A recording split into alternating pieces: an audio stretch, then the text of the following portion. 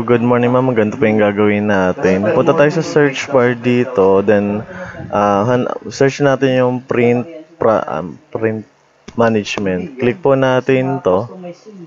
Then, click po all printers. Then, POS 58. One click, right click.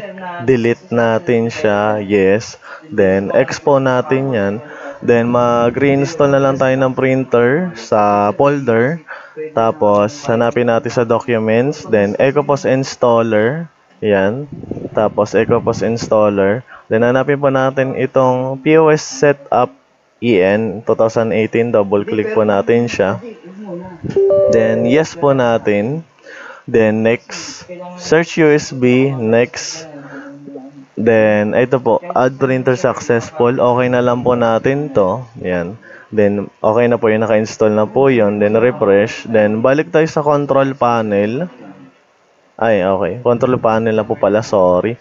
So, makikita po natin dito yung hardware and sound. So, view devices and printers. Click po natin siya. Then, ito po. One click, right click. Set as default. Magkakaroon po yan ng green check. Then, right click. Printer properties. Print test page po natin.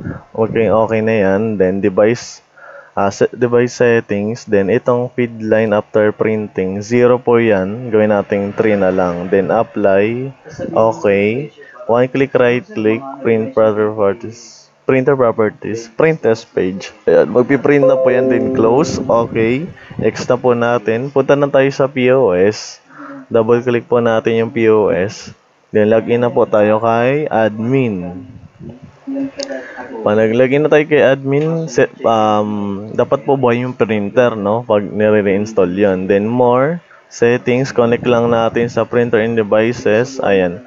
Click natin to, hanapin si PS58. Ayan. For PS58 yan, save settings.